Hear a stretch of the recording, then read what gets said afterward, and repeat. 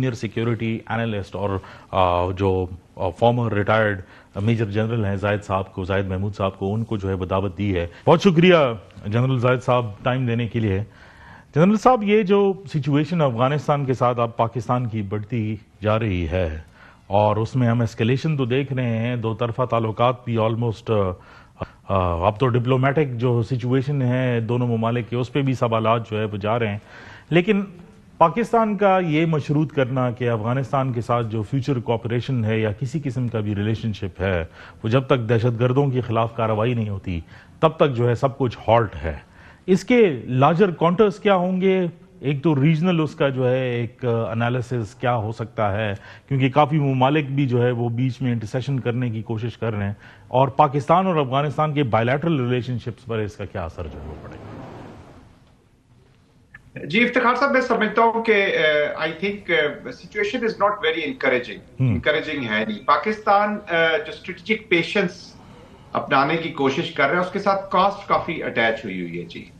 Cost of life की cost भी है, इकोनॉमिक कॉस्ट भी है, एंड ऑफ कोर्स पाकिस्तान के अंदर भी जो एलिमेंट्स कोशिश कर रहे हैं और अफगानिस्तान के अंदर भी, और खासतौर पे इंटरनेशनल एप्लीकेशन और रीजनल एप्लीकेशन रादर हैवीली जो कोशिश कर रही है कि इसको एक पख्तून कॉन्फ्लिक्ट वर्सेस पाकिस्तान कर दिया जाए, इसको अफगानिस्तान से भी आगे मैं जाती तौर पे समझता हूँ कि इसको उस तरफ ले जाने की कोशिश की गई। आपने देखा होगा जो सोशल मूवमेंट्स भी थी उनको भी सोशल डिस्ट्रप्टिव मूवमेंट्स में कर दिया गया, और जिस तरीके से कवरेज आ रही है अफगानिस्तान के मीडिया के ऊपर भी, इंडियन मीडिया के ऊपर भी, specially issues related to Pashtuns, और वो चाहे सोशल हो, चाहे पॉलिटिकल हो, चाहे इकोनॉमिक हो, और चाहे मिलिट्री डिफेंस रिलेटेड हो, उन सारों को इसको पश्तून एक रंग देने की कोशिश की जा रही है जी। और फिर अंदर भी पाकिस्तान की पोलराइजेशन भी इसको इफेक्ट कर रही है। हाउएवर मैं समझता हूँ कि अफगानिस्तान के जो तालिबान है उन्होंने बाकी तमाम ममालिक के साथ, अपने नेबर्स के साथ दुनिया को ये शोकेस कर रहे हैं कि जी हम तो ताल्लुकात बहुत अच्छे करना चाहते हैं, we are a responsible state,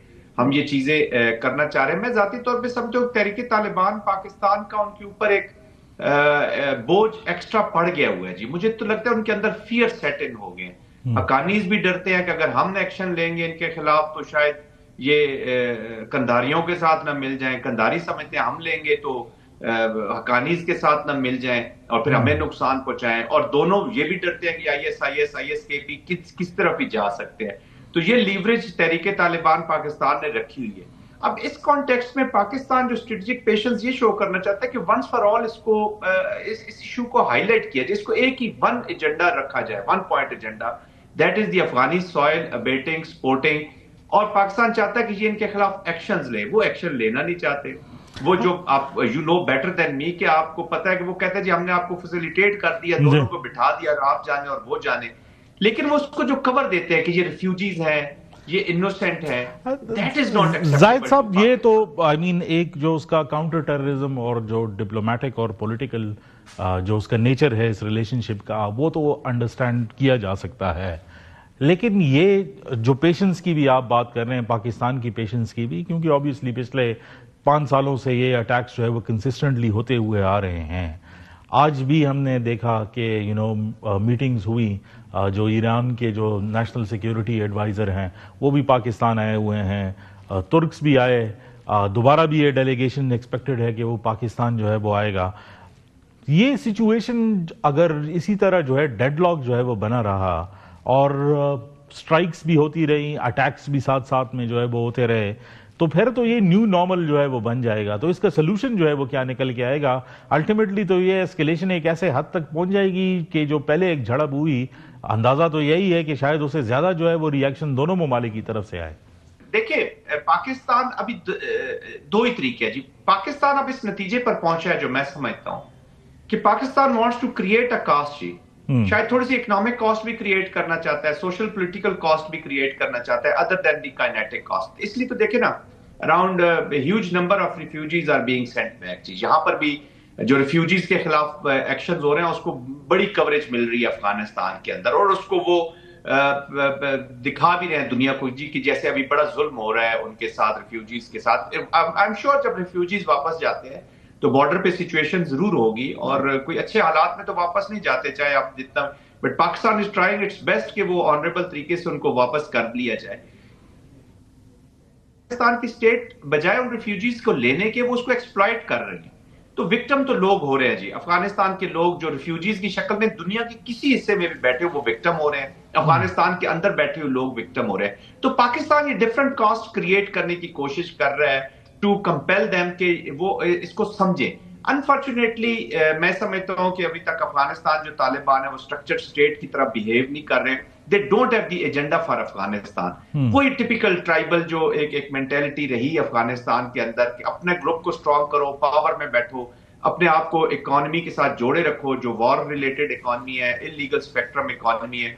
और अब तो ये नेक्सस बढ़ गया है जी, जो प्योर फंडामेंटलिस्ट जो अफगान तालिबान शायद लड़े भी हों, उन्होंने लड़ा भी है, काफी सेक्रीफाइस किया, देयर आर प्योरिस्ट ऑल्सो, उन्होंने अफगानिस्तान में एक शरीयत लाना भी चाहते हैं, लेकिन अब वो मेरे ख्याल में हाईजैक हो चुके हैं by the other elements over there जी। अब यूथ जब से आया है तो वो ज्यादातर इकोनॉमिक उनके इंटरेस्ट है, क्योंकि वो जो लॉज या शरिया लाना भी चाहते थे उसके अंदर भी बहुत बड़ी अप्रेशन हुई, सप्रेशन हुई। 2.5 मिलियन बच्चियां आज स्कूलों से बाहर बैठी हैं। There are serious issues inside Afghanistan. तो वो एक स्टेट स्ट्रक्चर जब होगा नहीं तो नॉन स्टेट एक्टर्स के बिहेवियर को इंपैक्ट करना जरा मोर चैलेंजिंग होता है as compare to impacting the state behaviour of the individuals जो एक स्ट्रक्चर स्टेट के अंदर होते हैं। चैलेंजिंग टास्क है, ये आसान टास्क जी बिल्कुल। मैं पाकिस्तान को भी ये कहूंगा कि क्राफ्टली चलें, हमें ज्यादा ह्यूब्रस बातचीत भी नहीं करनी चाहिए, अच्छा मिक्स लगाना होगा हर चीज का।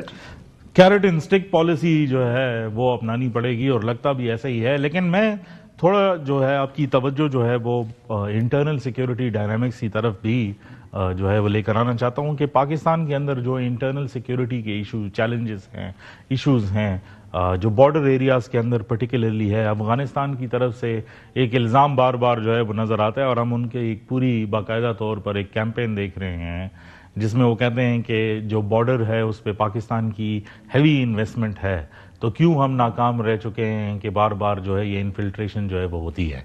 और ये सवाल जो है वो पाकिस्तान के अंदर भी जो है वो पूछा जाता है। तो ये border mechanism based on your experience, क्योंकि फॉर्मेटिव ईयर्स में आप थे वहाँ पर, खुद भी आपने जो है वो सर्व किया है, एक बॉर्डर को यूनिलैटरली पाकिस्तान कंट्रोल कर सकता है जो दूसरी तरफ से उस पर जो है वो किसी किस्म की भी मैकेनिज्म्स ना हो? No, it is very difficult. Let me confess right at the outset. Huge borders हैं, porous borders हैं। ये जो लोग ज्यादातर सवाल कर रहे हैं वो उन्होंने मोस्टली ने तो बॉर्डर्स देखे ही नहीं है जी। वो ड्राइंग रूम का तो ये अच्छा सवाल हो सकता है, स्टूडियो का भी अच्छा सवाल कई लोगों के लिए हो सकता है। आप you know the land very well, आपने सारा देखो, इट इज चैलेंजिंग। फिर दूसरा ये है कि देखिए दोनों साइड पे बॉर्डर्स के जो रीजन के लोग हैं उनके साथ मुझे सिंपैथी है जी। उनकी वो डेवलपमेंट सोशल इकोनॉमिक डेवलपमेंट तो की ही नहीं गई जी। जब मर्जर हो रहा था, जिसको मैं अपने जाती तौर पे समझता हूँ कि थोड़ा सा हिस्ट्री मर्जर हुआ फाटक का, विदाउट सोशो इकोनॉमिक प्रॉन्ग आप किसी मुआशरे को, किसी सिटीज को देख ले जी, वहां पे भी आप उसको मैनेज नहीं कर सकते। बॉर्डर एरिया को मैनेज करना तो बहुत मुश्किल हो जाता है।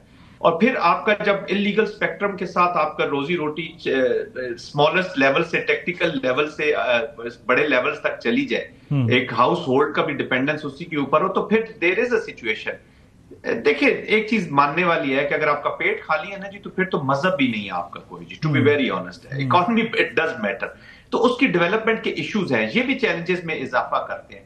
फिर हर चीज का इलाज सख्ती नहीं होता जी। आप उसको मैनेजमेंट को आपको रेगुलेट करनी होती है। मैनेजमेंट से ज्यादा या सख्ती से ज्यादा stopping things is not, I mean मैं उसको कभी इंकरेजिंग नहीं समझता। मैं कहता हूं आप रेगुलेट करें चीजों को, स्लोली एंड ग्रेजुअली आगे बढ़े। इसलिए तो मैं ज्यादा, आपको याद होगा पहले भी आपसे बात हुई कि नेशनल एक्शन प्लान के अंदर जो सोशो इकोनॉमिक प्रॉन्ग था या जो बाकी चीजें थी, उसका जब नहीं हुआ, बैड गवर्नेंस जब हुई है, तो उसके बाद ये चीजें मल्टीप्लाई हो गई है। हमें ये देखे ना, अफगानिस्तान के साथ पहले तो जब तक हम एक लेवल पे आते नहीं है, जो मैकेनिज्म्स है वो तो बात की बात है। पहले तो कॉन्फ्लिक्ट को समझने की जरूरत है, दोनों एग्री करें, दोनों मिलके उसके आगे बढ़ेंगे तो तब भी हम कर सकेंगे। मेरे ख्याल में तो अभी तक जो है वो अग्रीमेंट जो है वो कंसेंसस तो किसी इश्यूज पर जो है वो नजर नहीं आता।